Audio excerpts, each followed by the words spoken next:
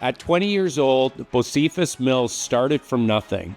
Now he's completed over 150 projects with a flawless 5-star reputation. So he's a builder. He builds homes, he builds quality homes. So let's dive into this unstoppable journey that Bocephus had.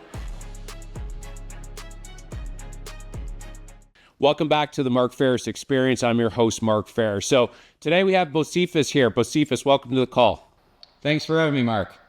So people look at you and say, you know what, you are a successful builder. I want to build homes, or I want to start my business. So maybe can you go back and share the backstory? I mean, 20 years old, starting a business. I mean, that must have been really tough. Could you share the story?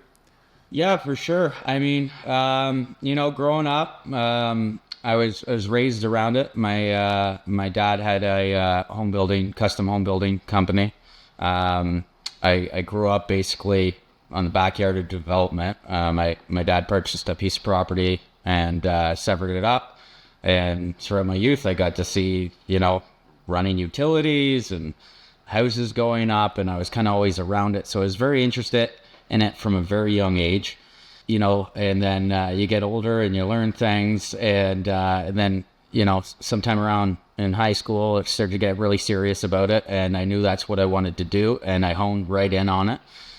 I spent some time with working with my dad. He had moved down to the Caribbean, and built with him for a little while, and then I came back and I learned to do some custom framing with my cousin, and I always had the intention to start my own business, my own home building company, and it took some time, and I started out doing side projects, and side projects started to become larger, started to take up more time, and evening weekends were not enough time, and had to take a little bit of time off regular work, and then eventually landed a larger project where I had to make a decision, and it was time to go out on my own. And of course it was very early, but I think it's helped me get to where I am now. Yeah, 20 years old, that's phenomenal. And so the full-time job you were doing while you were doing these side jobs, that was framing? Yeah, you did a framing job. We were doing custom framing, like high-end stuff down in mostly in Toronto, some stuff up in the Muskokas. Really nice high-end residential builds, and I got to learn from some of the best at it too. So I was lucky in that regard to be able to work with those guys. Yeah, really smart that you were doing your side business while you were working your full-time job. So what would you recommend to, we'll just say maybe a teenager they don't know what to do. So for example, I was at this trade show on the weekend, and this teenager walks up, and his name was Owen. He was like, hey, he's like, I want to do my own business. I'm in high school still. And what would you suggest at this point? Like, I'm just not really sure what to do. So it was interesting for me. I was actually talking about, he was like, I want to, get into business and I told him that, listen, trades right now, if you love business, you want to become a multi-millionaire, like the trades business. First off, you can be a multi-millionaire in any business, sweeping floors, whatever. But like right now, the trades, that's a phenomenal opportunity, right? And so what would you share to that, so like Owen, for example, how would you start, you're in high school, and what would the steps be in order to get to your position? Were they just following your footsteps, or what would you maybe do different, and what did you do that really helped you start? For sure. Well, I think for every person, it's going to be a little bit unique, right? Everybody's got their own path, of course, right? But for me, I ended up doing a co-op in high school, and like working for a real construction company. So that was, they didn't care that I was in high school. The lumber's got to get moved. The drywall's got to get ripped off the walls. So you get thrown into it, and you get a feel for it, right? So a co-op's a great way to dip your toes into it, and kind of get a feel for it. And then you got to figure out, if you really want to, have your own business, as you know, Mark, like you got to have passion behind it. So you figure out what you're passionate about. I knew I was passionate about home building and framing as well. I love that. But you know, there's lots of construction companies out there where you can dip your toes in, general contractors, and get a kind of a feel for all the different trades out there. Like construction is so wide ranging. There's so many different fields to it. It's not very well known almost how endless the possibilities are. So figure out what's for you and make sure that there's a passion behind it. And you got to be willing to work hard, because if you want to run your own business, it's 2 jobs in one, especially in the early going. That's really good. Yeah, find your passion. And would you recommend just like burn the ships and just start your own business, or do you recommend go for a company like how you did it, go and work for a company and learn and start doing side projects until those side projects become, okay, that's like, now I got a bigger job, I got to go full time? Is that how, would you suggest doing it that way, or would you do it in a different approach? Well, I mean, certainly for me, being only 20 years old, I needed to kind of have that balance, right? And Yeah. you know, there's so many different variables for different people, depending on what stage you are in your life. Do you have kids? How are your finances? All that kind of stuff, right? That's going to, adjust how you interpret what's best for you. But I think that that's a good way, because I developed through my side jobs what ended up becoming some of regular clients, and you need those people to have sort of a base, a foundation for your business, so that when things aren't rocking and rolling, you've got that trust of those people behind you, and they keep calling you back if you're doing a good job. And it's a great way to without going all for it. Like I would recommend doing the evenings and the weekends things before you fully jump ship, and make sure it's right for you. Yeah, that's really smart. And you're learning while you're working, right? And so I think that makes a lot of sense.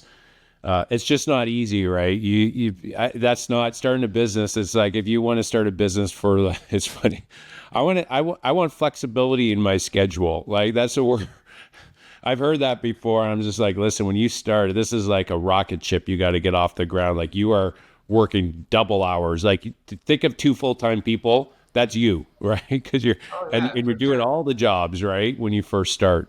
And there is, like, if you're a business owner, there's no real off. Like, you're always on. You're at the rink with your kids. People are gonna come up to you and say, "How much does it cost to build a house?" Like, there is no off. When there's an emergency, you're getting the phone calls. It doesn't matter what time of the day it is, and that's part of running the business. And you have to understand that going into it, because if you're not prepared to deal with that, then it might not be for you. It's part of it. You know what? That's a really good point that we haven't actually talked about a whole lot, is the fact that, yes, when you start a business, you're always thinking about that. You're always thinking about, it's like whack-a-mole business, right? Like, you have a challenge, you put it out, and then you have a next challenge and you put it out, and then you get an idea that can make things better, and then you implement that. But then, there's only so many hours, and it's like constant, we'll say, problem solving, right? So how do you handle that? Like, always having it turned on, like, from we'll just say, recharging, and rather than just like overthinking it. Like, is that something that thinking about all the time does that give you excitement and joy? And then how do you, we'll just say, maybe balance? I'm not a big fan of the word balance, but how do you bring the other side of it where you can actually rejuvenate as well, so that you can stay in business long term? Yeah, for sure. I mean, I didn't need to ever turn it off, right? But it's changed now. I've got 3 kids now. I got a 6-year-old, a 4-year-old, and a 2-year-old. And I want to be around for them. So I've had to make sure that I can be, present for them. So I've had to change the way I operate a little bit. But as far as, be able to turn it off, turn it on. It's a part of who I am. It doesn't.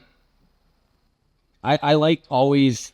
It doesn't bother me having it turned on all the time. Really, like I can be the most relaxed and sitting on a down in Florida somewhere or something like that, and I start thinking about Miami-Dade building code and why they do it differently there, like that, and then I'll strike up a conversation over a beverage. Yeah. Like I love that stuff. Oh, that's great, man. I actually, like, when I go on vacation anywhere, I always make it a point to go check out a job site because I'm just genuinely interested in it. It happens to be, for me, I'm kind of lucky that what I consider leisure also benefits my professional life and my business. So it's good that way. You know what? And I'm so glad there's others out there like that. Same with me. It's like when I'm recharging, I have a notepad and I'm actually generating ideas for kicks and fun. And people ask me like, "What do you do for fun, Mark?" I'm just like, I don't know. I'm doing business. I love that. And it's like I love, with the families, like between family and business, I'm like, I don't know, I go to the gym. I like that. But it's, there's music in the background and whatnot. I like reading about business. But that's where my mind gravitates. And I think for some that maybe aren't in they might just think of that as like, oh, that's weird, or you're going to get burned out. But so it sounds like you get energy by, thinking about it. And it's like, it's fun for you. Is that right? Absolutely. Like, Yeah. I thrive on it. Yeah, no, I love it.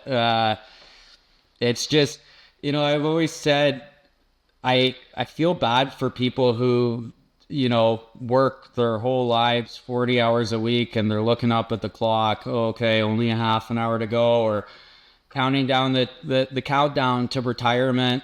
You spend so much of your life at work. You might as well enjoy it. And like, why not enjoy it a lot?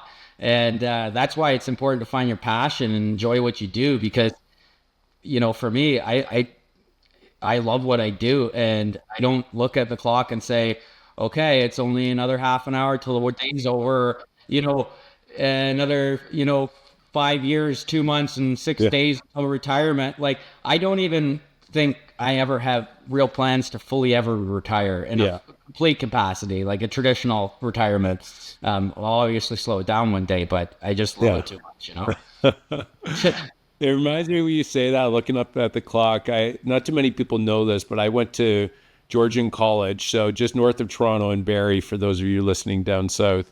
There's a 2-year college program in they call it mechanical engineer, but it was tool and die making. It was basically machining. And, we had CNN and mold making and whatnot. It was a 2-year program. And in the summer, so I did that while I was playing junior hockey. And then in the summer, I'd actually work full time when the hockey season was off. And that industry, for whatever reason, I was there working. It was like every 10 minutes for me, I was looking up at the clock, and it just didn't resonate with me. It just didn't spark. And now some guys that I was working with, these guys were like animals. They loved it. They got a print and then they just hit it. But that just wasn't for me. So you could love sweeping the floors, and you just love doing that with excellence and mastery. But I totally agree with you. If you love it, and there are days that suck in all business, in any business. Like, there's days that suck, and I think that's where I remember. I think it was Darren Hardy was talking about. I believe it was Oprah Winfrey. Whether you're a fan or not, the story is true.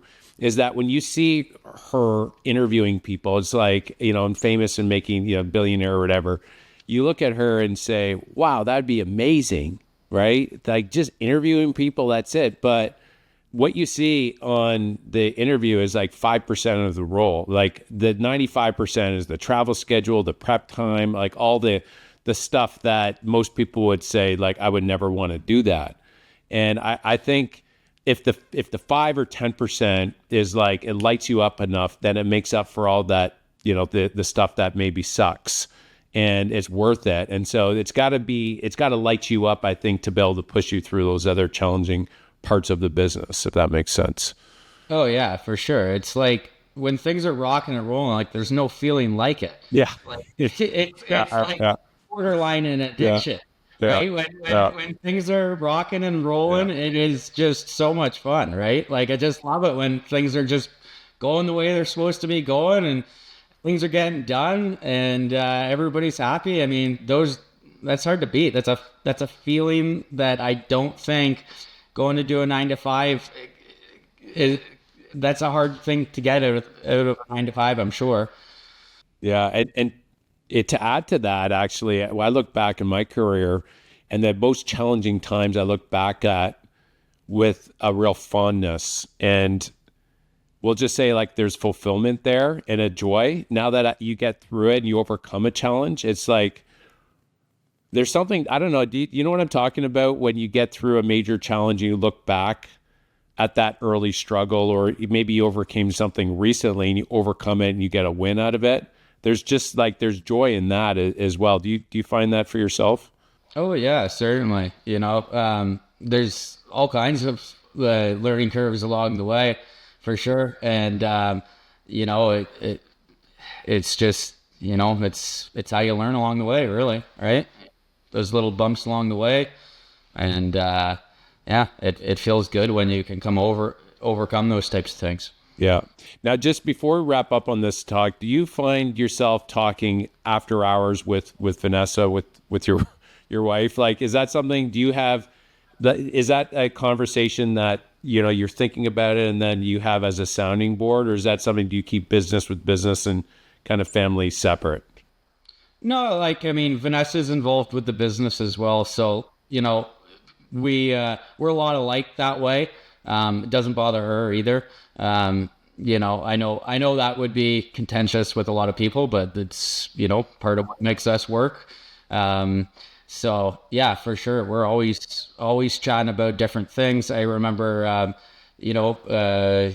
couple of years ago, we were going for a Christmas trip down to Florida. We were driving down, and we had a very busy spring lined up, and we spent the whole entire drive down to Florida, which is one of our favorite things to do, the drive.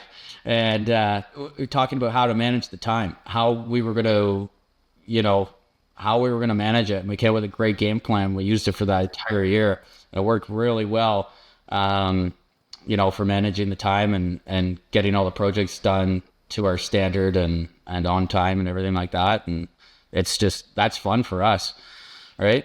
For sure. And from Joanna and myself, because she's been a big part of the overall growth of the company.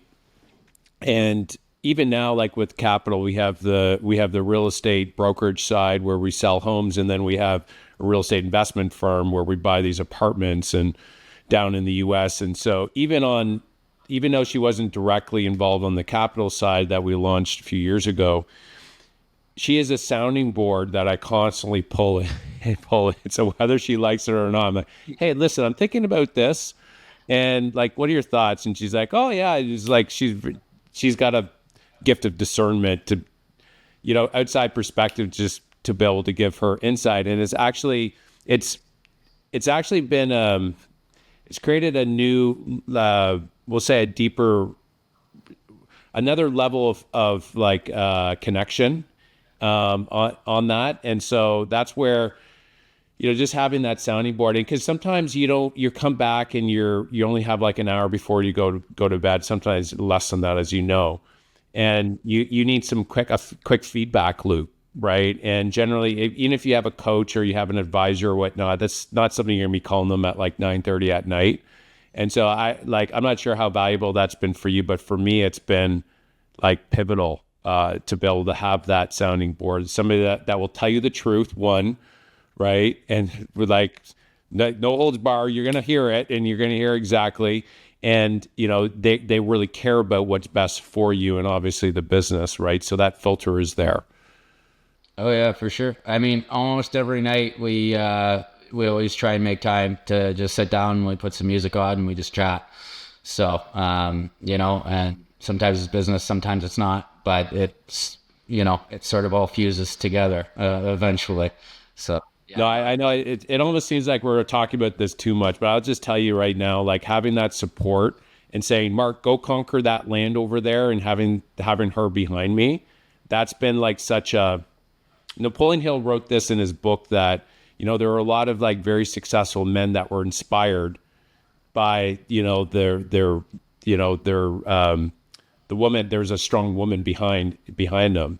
And I think the same is true for women business leaders as well. When the husband is actually they're supportive, right? And they're saying, go conquer that land versus like, oh, don't go. And, oh, I don't think you should be doing this, or negative about that. Like not having that like, locked grip of, yes, you're going to go conquer that land. And I 100% support you. It sounds like it's been massive for you as well. Like Vanessa is like, go conquer, go get them, Tiger. Like, go get that client, right? Absolutely. She's never given me a hard time. And it's a good thing, because I don't think a lot of ladies would be in the same level of support. So she's been great that way. Absolutely. From day one.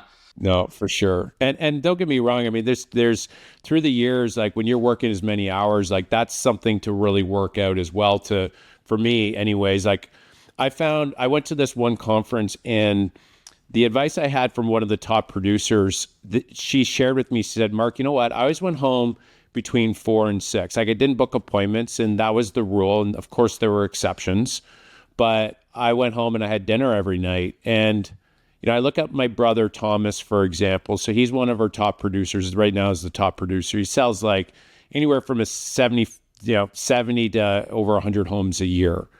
He has breakfast and dinner every day with his family, yet he sells X amount of homes, that year, a huge amount. And it's interesting. And so it's a strong family, which then, supports saying, go conquer the land. And so, I remember at the beginning, I was just working 7 days a week. And what I realized is when I prioritize that time with the family, not only did the family do better, but I was stronger at work. And it actually made me more productive, because I knew if I had to go home by like say 4:30, it was like I had to get my work done before then, right? And so I could push it back after for evening appointments, but like that time the family knew that they had me. And that was like one of the biggest takeaways. If you prioritize time, your work, just like before you go on vacation, you're like the most productive person ever, right? You get busy, Yeah. right? Yeah, 15 minutes before companies coming over, right? Are always 15 minutes at all time. Yeah, you're about to go to Florida and you get like 5 calls. Hey, can you build me 5 homes and come see me like right now? It's like, oh, yeah. So, yeah, cool. All right. So you had mentioned, Bocephus, that you always knew you wanted to get into business. Was it your dad that like sparked that entrepreneurial, like, we'll say that desire for you, or did you read a book? Like, what was it inside you that said, yeah, one day I want to do my own business? Yeah, for sure. I mean, yeah, it's got to be my dad. Just growing up around it, I thought it was so cool. I can remember like as a little boy going to the job site, helping out for the day, just cleaning up. And, my grandpa and my dad were just working together, but like, it looked like a pretty good time. They were having fun, right? So I think like that aspect was really neat for me to see, and I think for sure that had a lot to do with it, just being surrounded by it. And then I've always had a strong desire, I just like to work. And, there's no ceiling. Like you can work as hard as you want, when you're self-employed. So it just kind of came naturally that way, I guess. Yeah, no, that's awesome. Yeah. Is there a common misconception or a myth about building? I mean, I think a lot of people out there, it's like, that'd be great to be a builder, right? You have a piece of land, you have a vision of a home, and you actually make that happen. Like it's very, we'll say like fulfilling, I could imagine, right? Like you build a home that wasn't there before. Are there any myths that you found actually being in the business that maybe, the public looking in would maybe think was true that maybe isn't, or the other way around? Yeah, for sure. I mean, there's a ton of myths that surround construction. You know, I think I don't know if this pertains specifically to just home building or the trade itself. So I don't. You let me know if I'm not really answering your question properly. But like the people that work in the trades, the top end talent, those are some of the smartest people. I think there's a perception. It's really unfortunate. Tradespeople are, they're just, you know, not the brightest bulbs sometimes, and that's absolutely not the case. Some of the smartest people I know, are in the trades, and there's a place for everybody in it, but not anybody can do every job in the trades. Like you need some really intelligent people to make things happen. So I don't know if that really. Yeah, no, you nailed it 100%. And I think that goes so well with a lot of kids coming out of high school. It's like, oh, I getting into a trade. It's like I'm somehow It's a being, consolation prize almost. Like I don't know what I'm gonna do. I'm gonna go work the trades or something, right? Like it's so wrong. The perception of that needs to change, and we need it to change because we need more people in the workforce. We need more quality people in our workforce as well. I mean, I'm sure a lot of industries would say the exact same thing, but there's such a diverse, so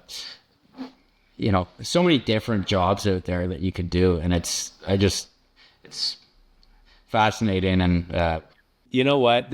I actually, although I don't agree with that, it's so interesting because almost having that. I was just talking to my dad about this last night. So he had said, so he went to 4 years of university.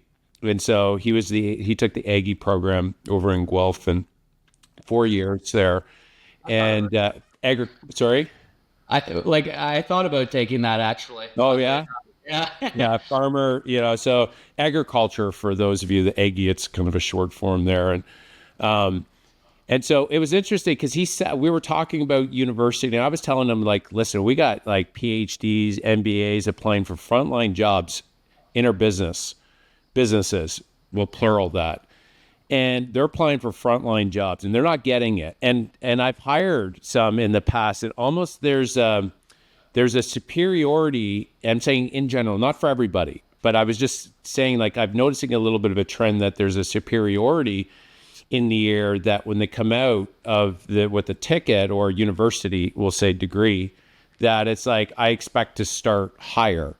And so compare that with others that maybe didn't go to university and they have a little bit of a chip on their shoulders, like, I'm going to prove you wrong. That the one with the chip on their shoulder and that are humble, there's a humility about them as well. And their cup is half full.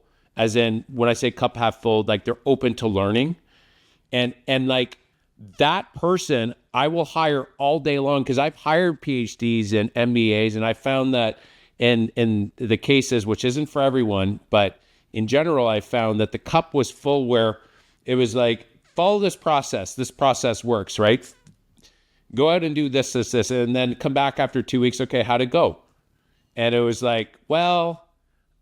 I'm like, so how many calls did you make? And they're like, well, I'm just working on the script. I'm just getting everything organized. I'm like, but how many calls did you make? There's like, well, I'm just like, I'm making it my own, and my car broke down and it was like getting ready I'm putting a plan together. It's like, but you just follow the script. Just how many? I didn't make any calls is what it comes down to. It was like, because I said, like, there's a box and the story won't fit in the box, just the number. And it's so interesting because that is something that could be a detriment. You come out with a degree, and if you think that somehow there's a superiority, or you think that there's an entitlement, that's the word, because you have that. Somebody that doesn't have that and you start at the same level even though you might have some extra training on some business classes and whatnot, a lot of times you come out and it's not even relevant to the trade or the job, right? But even if you do have that, the person that has a chip on their shoulder that is open to learning and is enthusiastic, they action quickly and they keep it simple even more. I found that they way surpass the one that actually had the degree because they just executed, and they executed without trying to think of something better. Thinking of something better, you've only earned that right after you master a proven process that was handed to you. Once you master that proven process, then you've earned the right to tweak and make it your own and whatnot. But until then, stop wasting time trying to perfect it and just take massive action. And it reminds me of a quick story. I'm kind of going on this because it's so fresh. It's funny this is coming up, but they had two groups of the they're in pottery, right? They were making these pots. And so there was group number one that they were scored based on the quality of the pot they made. They only needed to make one. Okay. And then there's another group that they scored them based on how many they made, how many pots. And so what was interesting is at the end of this, they stopped, their stopwatch went off, and they started and they did it, and then they stopped it. And at the end of this, the group that was scored based on how many they could do surpassed the quality, actually surpassed the one that was based on the quality. So, and the story tells us that the more repetition you do of something, the better you get at it, right? So you just need to get your reps in. Absolutely. Like you just got to get to work and do it. And that's a great story. I knew where you were going with that. And you got to learn from your mistakes, and you get better, right? That's how you get better at things. And if you've got the right attitude about it, and like with building, right? I made lots of mistakes, and if you have the attitude that you'll make it right and you will fix it and it will be done, it'll be correct at the end of the day. It just might take you a little bit longer, and especially in those early days, it's going to come directly out of your personal wallet to get it right. But yeah, you're right. The repetitions, just go to work and get her done. Let's go. Yeah, no, that's great. Well, yeah, and so right now you have 6 employees. You're busy. You're building homes. You have a great reputation. How do you keep you have a great reputation there, and your online reviews are wonderful. How do you maintain and improve on your service level? Like, what makes you're very likable. So I see that's the customer experience side of it. I think, like, from a friendly side of it, that to me is very clear.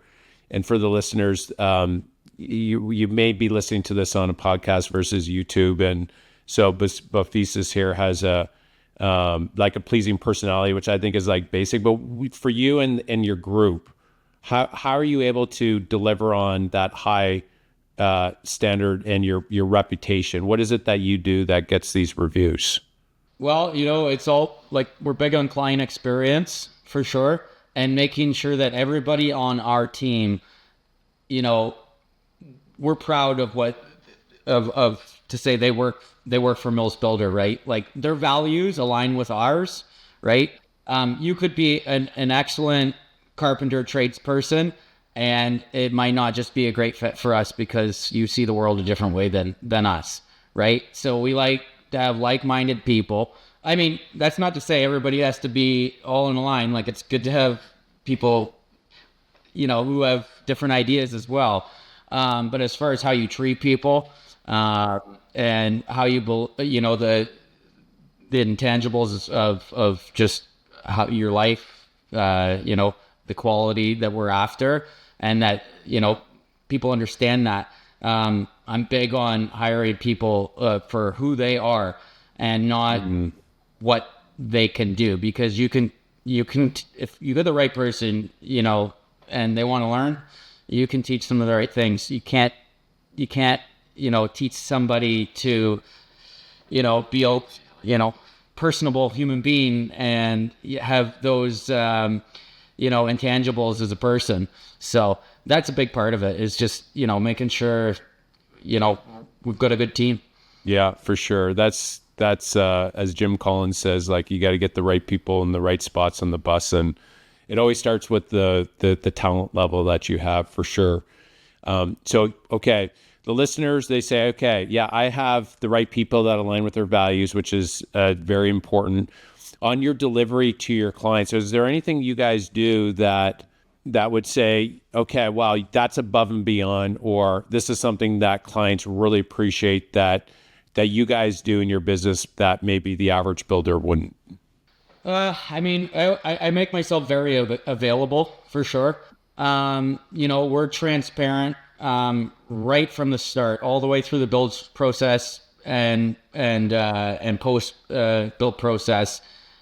We don't try and hide anything or sugarcoat anything. Like one of the biggest stumbling blocks is, of course, money, right? And when a prospective client comes to us and they, we want to build this house, we're not going to tell them this, pretty number and then leave out, oh, by the way, another 80 grand in pre-construction for drawings, permits, development charges. Or, by the way, you're going to need a well, and that's going to be $20,000 to $30,000. Yeah, septic system, there's another 25 or something like that. We try and really put it all together, because at the end of the day, they really want to know how much the big picture costs, right? Right. So you put it all together, and people really appreciate that, and we detail it all.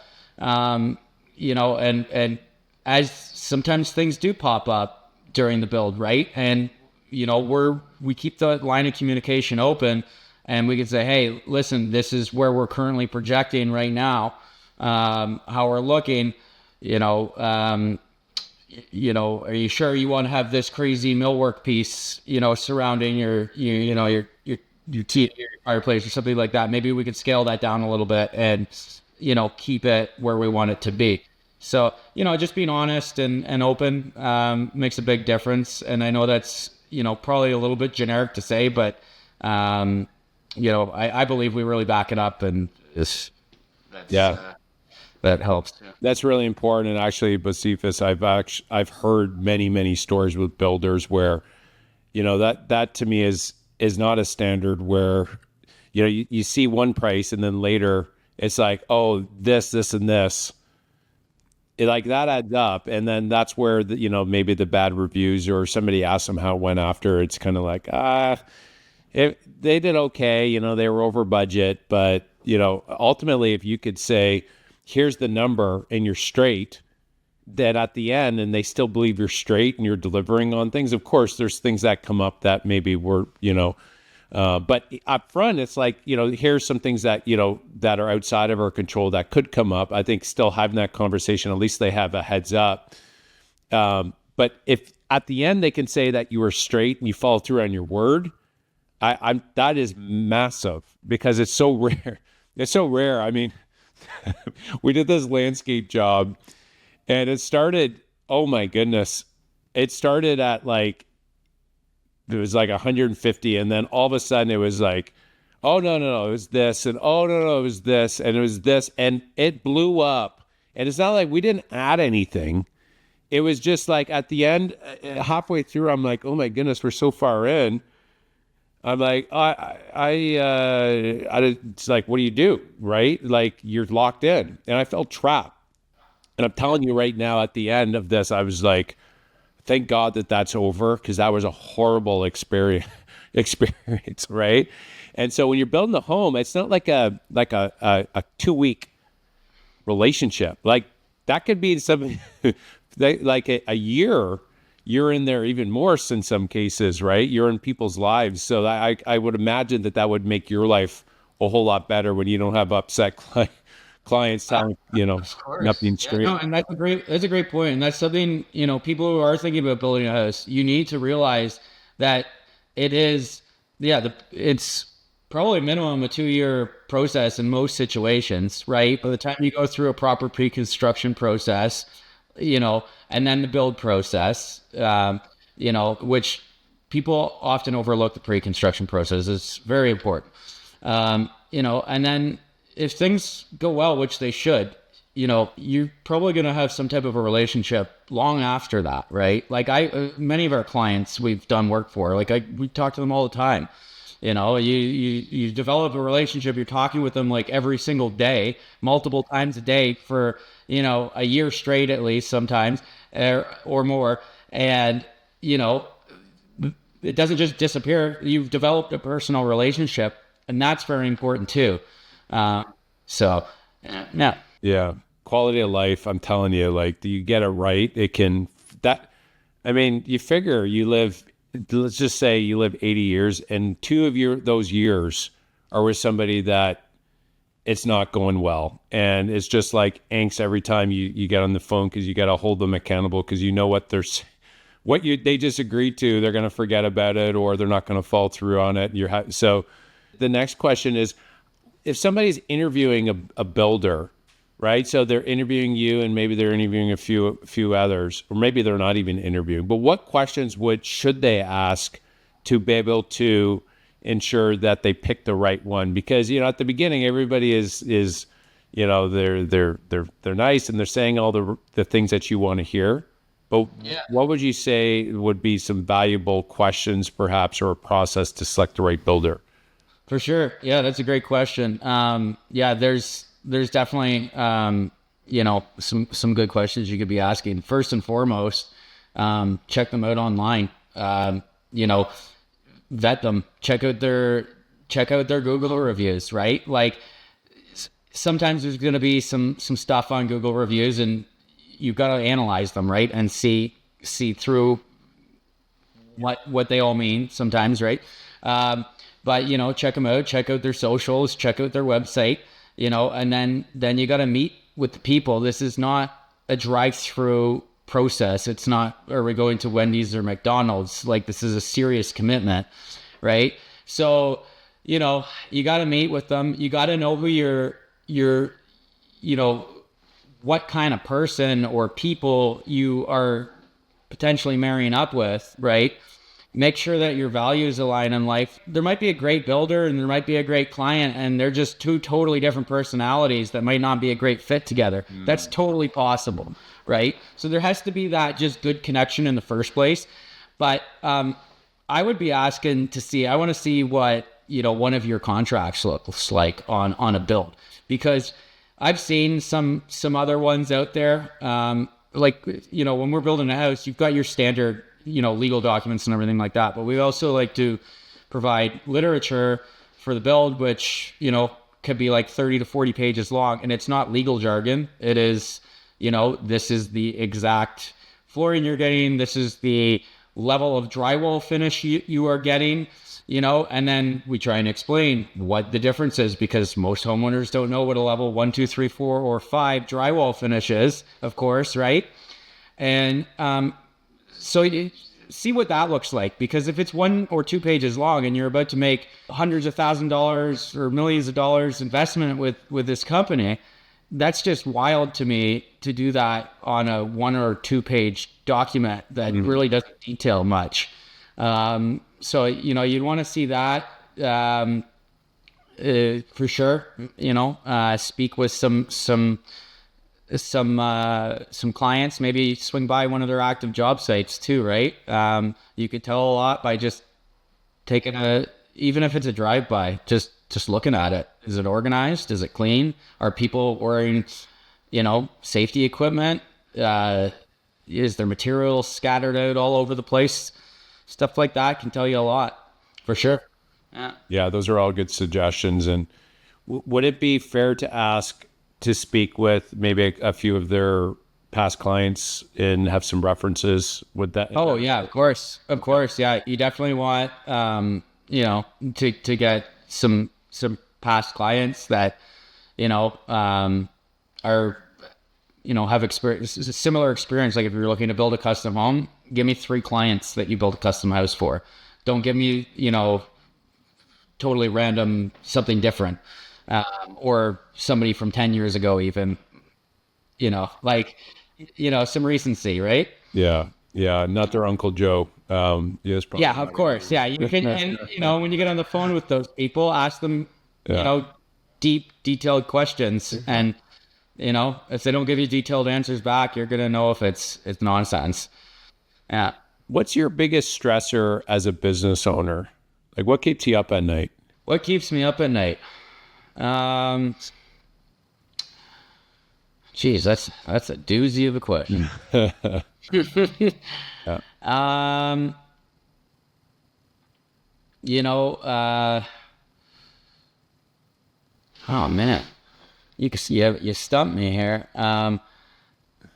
Sorry, the question was, Yeah, the biggest stressor, biggest stressor that you have, like, what would you say causes you the most stress overall as a business owner? So you oversee, you have 6 people, you have multiple projects going on, and you have your family there as well. It's you're trying to balance everything, and you have your trade guy that just walks out on you, and you got to make payroll. And so the overall running a business, there's a lot of different potential stressors, and so curious what that is for you.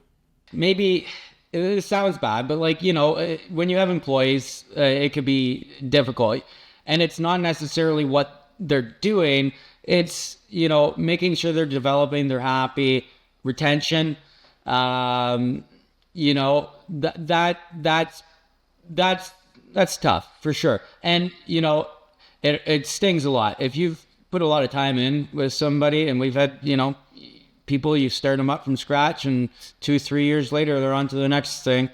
Can sting, and it takes a while to get over that, and I've seen that crush some people, some business owners, where they put their heart and soul into training somebody up, and they're looking forward to scaling their business, and bingo, like that happens just out of the blue, right? That probably is the biggest stressor, is making sure that everybody is happy, enjoys what they're doing, and is buying into the program and wants to stick around. Yeah, no, I see that. And I think it's because you care so much as well, right? You want to see people grow. You want to see them, accomplish their goals as well. And I see that as a pretty consistent theme with most business owners like yourself that do really well, is the fact that they generally care, not only obviously that the clients are looked after, but that the families of their team members that are working and are reporting to them on a regular basis are looked after, and they're getting fulfillment in the job as well, right? So there's a weight that comes with that for sure. And sometimes it's like, you pour into them, and they're going to get there. They're not quite there yet, but then a birdie speaks to them in their ear, and the grass is greener on the other side, and you see them go over there, and it's just like, you could have, if you just kept going, you were on the right path, and you just went down. And then you talk to them a couple of years later, and it's like, you could have your potential. And so I'm not sure if you've had that experience, but I've had that, where it's like they were on the right track if they just stayed going on that path. They were on this like trajectory, but they got off of it. Have you experienced that? Oh yeah, absolutely. And then they've had people come back after a time away, and with it's for sure.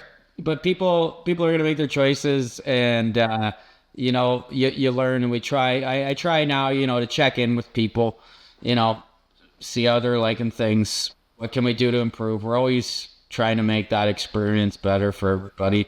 And no, for sure. Just sometimes you just got to remind people, just stick with it. The fun stuff's just about to begin, right? So no, for sure. And I even think that if something like that comes up, what I would suggest to the listeners is to not burn the bridge, especially if they're good and they're going and test, because they may go to the other side and see that the grass is not greener over there. But if you keep the door open to them, they may just say, you know what, actually, I realize that that's not what I thought. I'd like to come back. And you're going to have one committed team member. But if you go and burn the bridge and tell them, they're an a-hole and all this, you took advantage, they're going to remember that. And if the possibility of them coming back, like they're going to just say, no, I'm not going to do that because that relationship was burned. I've seen that before where, you burn the bridge and then, not only are they not coming back, but they're talking negative about that experience to the 200 people that they know. Right. So I mean, I haven't always, for me through the years when you sometimes you got to let somebody go there as well. But if they were to leave, you get kind of hurt a little bit. Right. And so that's where I would just say, through the years, I've found that the more you can keep it, okay, you know what, there's still all the best versus, like there's a negative comment that it just serves you better. And a lot of times it comes full circle. Oh yeah, for sure. One of our lead estimator, he worked for us for, a few years in the early going, and then, he was gone for a number of years, worked completely different job, and came back, and, he's very important. That's Brandon, if I didn't mention his name. Very important team member to us now, so, and there was, we're friends anyways, but, we never had any bad words over it or nothing like that. Yeah. So he needed to do something different, and that's fine. Yeah. No, that's a really good suggestion. So now entrepreneurs that are out there, they're listening, say if they have some extra cash that they want to invest. Okay. So you're an entrepreneur. So let's just say your business is growing, you're investing in your business, you're learning and developing, growing. So for example, we have a real estate investment firm. There's so many different things you can invest in. And so for us, we look through, there's 200 different opportunities that come across our desk to say, yes, this is the one golden nugget that matches our buy box. But because of that discipline, we figured out a way on how to double our investors' money in 5 years. And so that's the benefit of that discipline approach. And so to kind of tie the question full circle is like, for our listeners, how do you decide what to invest your money into with so many different options available today? Well, I mean, yeah, you're right. There's a lot of different options. So you have to, weigh risk, time. Those are the two big ones, right? And then, how are you looking to scale your business too, right? Anything that can reduce, time for you or for your team, like everybody's short on labor these days, is a good investment. For the most part, there's some really bad stuff in there, but if it's going to save time, that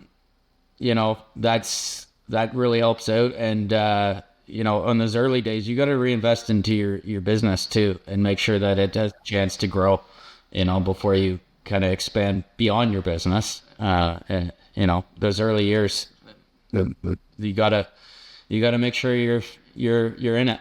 Yeah, well said. All right. Well, you ready for the rapid fire part of the talk here? Let's do it. All right. So first question is which book has had the biggest impact on your business or wealth creation? Ooh, I mean, I'm not a huge book guy. When I do read books, for the most part, I'm a biography guy. Oh, cool. But yeah, I mean, business wise, like there's the Roof Cutters Guide. That's a great one. It's more of an encyclopedia, though, to be honest with you. But yeah, I'm not a huge book guy, to be honest with you. Are you more like podcast listening, audio books, or is it more so just like specializing in your trade and, getting into those, we'll call it the guidebooks there on like building roofs and framing and code and whatnot? Yeah, it's a little bit of both. I mean, if there's a particular person, I do like audiobooks sometimes, and but like when I'm in the car, I'm usually on the phone. Yeah. Right? It's like your mobile office. So that's usually what ends up happening. So that's kind of how it works. Yeah. Very cool. Well, it's working for you. So, all right. Next question is how would others describe you in 3 words? Okay. I would say this is hardworking, dedicated, and passionate. No, I think that came through in the interview actually today. So that's awesome. And final question for you is, what advice would you give your younger self, or maybe to an entrepreneur that's listening out there today? Early on, make sure you're be so focused on the product. There's also a business. So, I don't know if that makes sense for all industries, but I was so focused on in the early years of Mills Builder, right? I wanted that job to go so perfect. It was important that it did. But don't forget, you're also running a business over here at the exact same time, and that needs attention as well. So don't go working 7 days a week over here. Make sure you spare a day or two for this part too, right? Isn't it?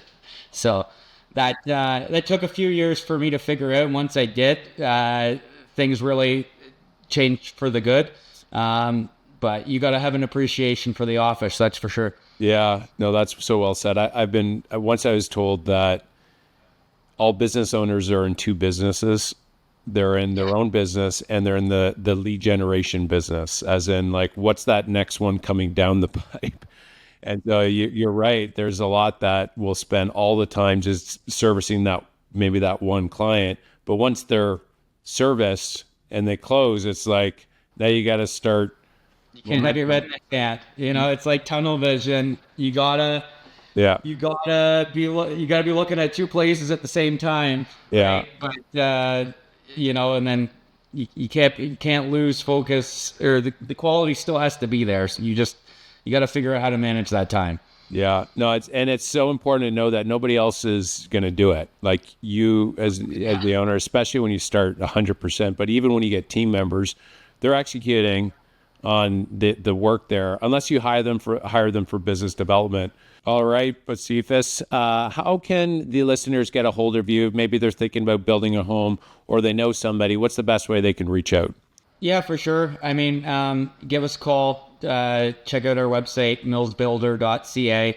You can message us or check us out on Facebook or Instagram. Instagram is at millsbuilder, and Facebook is Mills Builder Inc., I believe. So yeah, you send us a message, we'll get back to you, and yeah, that's the best way.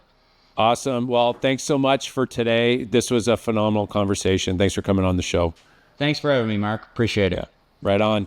Well, thanks for listening, guys. If you like the show, please share and subscribe to the channel where we are helping out entrepreneurs. Just remember that the fastest way to build wealth is to grow your business and invest in real estate. I love you guys.